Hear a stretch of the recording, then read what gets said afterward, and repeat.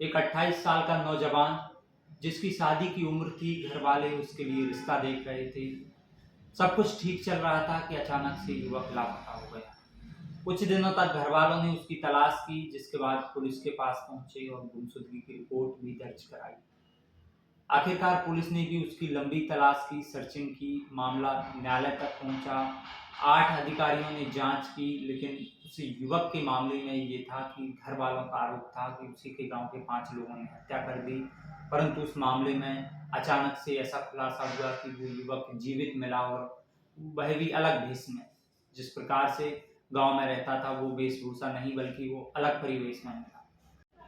ये घटना है मध्य प्रदेश के हरदा जिले की टिमरनी क्षेत्र की। बात है जुलाई 2013 की। एक 28 साल का नौजवान जिसकी शादी की उम्र थी, उसके रिश्ते आ रहे थे, घर में सब ठीक ठाक चल रहा था। अचानक से युवक लापता हुआ। शुरुआत में घर वालों को ये लगा कि कहीं आसपास चला गया होगा, आसपास तलाश करते रहे। धीरे धीरे रिश्तेदारों को पता चला, रिश्तेदारों में उन्होंने पूछा, लेकिन उसका कहीं पता नहीं चला। परिवार के लोग उसकी लगातार तलाश कर रहे थे। गांव से एक 28 साल का नौजवान लापता हुआ, जिसके बाद पास के थाने में पहुंचे। रहट गांव थाना लगता था और वहां जाकर उन्होंने उसकी गुमशुदगी की रिपोर्ट दर्ज कराई। लंबा समय बीत गया, लेकिन युवक का कहीं पता नहीं चला। परिवार वाले लगातार पुलिस से संपर्क कर रहे, क्या हमारे बेटे का पता चला। रिश्तेदारों में, आसपास जहां भी उन्हें सूचना मिलती, कहीं कोई युवक है, कोई इस तरह से मानसिक विक्षिप्त अवस्था में दिखाई दे, किसी भी प्रकार की लगातार जानकारियां जुटा रहे। इसी के साथ कहीं कोई बॉडी मिलती तो उन पर भी नजर रखते, कहीं ऐसा तो नहीं उनका बेटा है। पिता लगातार इसे लेकर काफी परेशान थे। मामला 2017 में हरदा के सत्र न्यायालय में पहुंच गया। न्यायालय से फिर आदेश आता है कि इस मामले की अच्छे से जांच की जाए। विधिवत जांच करने के आदेश दिए गए, और वो आदेश भी इसलिए दिए गए क्योंकि जो युवक लापता था, उसके पिता ने उसी के गांव के 5 लोगों पर हत्या के आरोप के संदेह जताते हुए यह मामला न्यायालय तक पहुंचाया था। न्यायालय में जब मामला पहुंच गया तो फिर जांच के आदेश हुए। पुलिस की बाकायदा जांच करने के लिए टीम बनाई गई। पुलिस जांच टीम के बाद कुछ दिनों बाद जिन 5 युवकों पर युवक के पिता ने हत्या का संदेह जताया था, उन सभी पर हत्या करने, सब छुपाने एवं SC/ST एक्ट के तहत मामला दर्ज किया गया। इस मामले में छानबीन की गई। छानबीन के दौरान कोई सुराग नहीं मिला। केवल पुलिस ने FIR दर्ज की। FIR में उन पर हत्या का मुकदमा चला, लेकिन किसी भी प्रकार का कोई उन्हें सुराग नहीं मिल सका, ताकि उन्हें जो है युवक की हत्या का स्पष्टीकरण हो सके। आखिरकार 2019 में इस मामले में ये खात्मे तक पहुंच गया। इसी दौरान पुलिस ने उन सभी से बीच बीच में लगातार पूछताछ की। हर एंगल से जिस तरह से पुलिस अपनी पूछताछ करती है, वो पूछताछ लगातार जारी रही। लगातार पूछताछ करने में भी किसी भी प्रकार का कोई खुलासा नहीं हुआ। फिर ये था कि ये मामला ऐसा लग रहा था जैसे इस मामले में खात्मा लगने वाला है। युवक के परिवार वाले काफी परेशान थे। उन्हें चिंता थी कि आखिर उनके युवक की हत्या कर दी गई। इसी लेकर बहुत परेशान थे। पुलिस के लगातार संपर्क करते, पूछते बार बार कि उनके बेटे के बारे में आरोपियों ने कुछ बताया नहीं बताया, लेकिन पुलिस इस नतीजे तक पहुंच चुकी थी इस मामले का क्या होगा। आखिर कोई संदेह नहीं मिल रहा, आखिर इसमें खात्मा लगेगा। लेकिन इसी बीच एक और चौंका देने वाली बात सामने ये आई कि युवक का जो LIC में पॉलिसी थी, उसकी किस्त बकायदा जमा हो रही।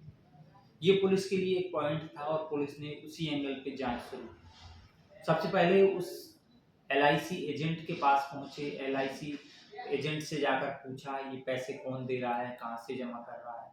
तो उसने बताया कि उसी युवक के घर वाले हैं जो ये पैसा जमा करवा रहे हैं। फिर पुलिस उन घर वालों के पास पहुंची और उनसे जाकर पूछा कि ये पैसे आप लोग जमा कर रहे हैं, और कर रहे हैं जमा तो कुछ नहीं करते।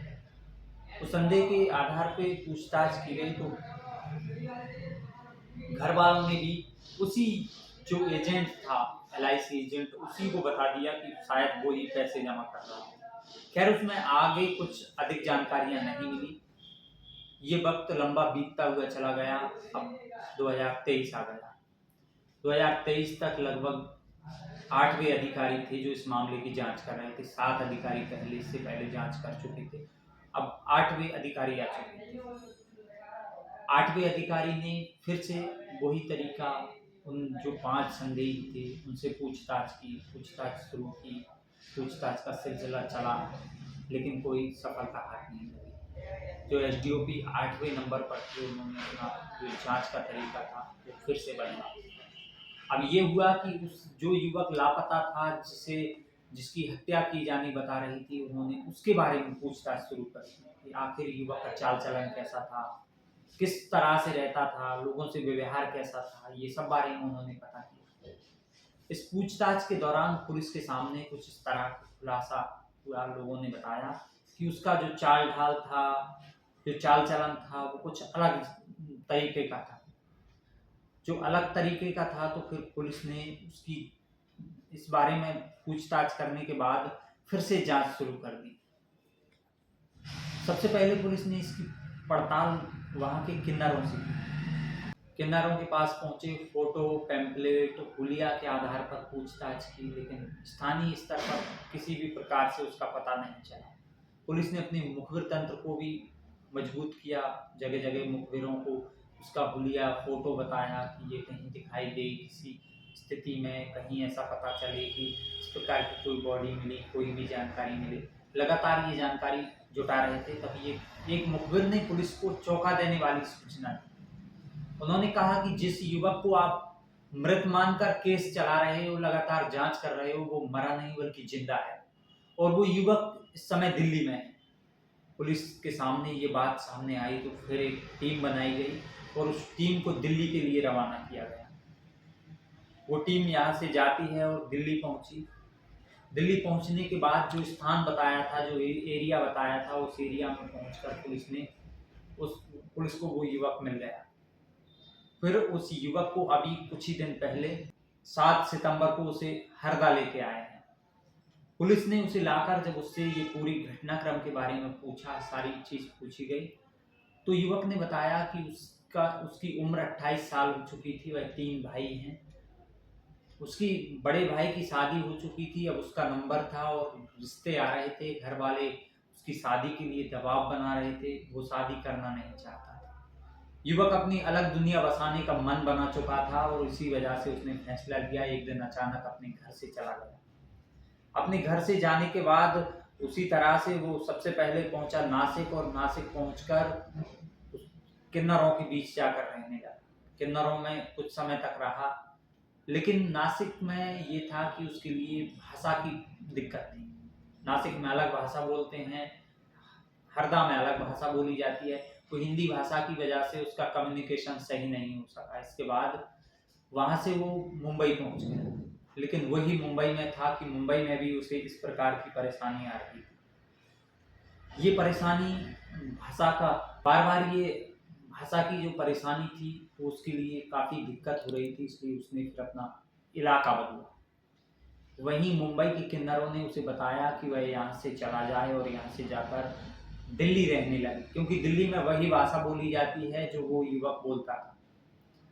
वो भाषा दिल्ली में बोलते थे। फिर उसने वहां से दिल्ली पलायन करने का फैसला लिया और दिल्ली चला गया। दिल्ली में वो जिस तरह से किन्नर रहते थे उन्हीं के साथ रहता, उसी परिवेश में रहता, जिस तरह से उनका रहन सहन, जिंदगी सब कुछ चल रहा था, उसी प्रकार से उस युवक का भी लगातार चल रहा था। लेकिन अचानक से उसके पास पुलिस पहुंच गई। ये था कि उस दिल्ली के अलावा वो कुछ समय पंजाब में भी रहना बताया, लेकिन लॉकडाउन के बाद से वो लगातार दिल्ली में ही रह रहा था। पर जैसे ही पुलिस ने उससे उसके घर वालों को बुलाया, घर वालों से बात की, सब कुछ, लेकिन बात यह है कि उस युवक ने अपने घर वालों के साथ रहने से मना कर दिया। एक युवक अपने घर से किस तरह से अचानक से चला गया, लापता हो गया। घर वाले जो 5 युवकों पर संदेह जता रहे हैं, वो 5 युवकों को किस प्रकार से पुलिस की यातनाएं झेलनी पड़ी। लगातार उनके घर वाले परेशान हुए। हर बार नया जांच अधिकारी आते और फिर से जांच शुरू होती। इधर घर वाले भी ये था कि उन्हें काफ़ी चिंतित बने रहते कि आखिर उनका युवक बेटा जो है जीवित है, मृत है, किस अवस्था में है, क्या है, कुछ नहीं जानते। उनके लिए बस यही था कि उनके लिए जो है न्याय मिलना चाहिए, या फिर कहीं युवक पूरी तरह से वो ये उम्मीद तोड़ चुके थे कि वो कहीं जीवित है, कहीं है। इस प्रकार की उम्मीद पूरी तरह से टूट चुकी थी।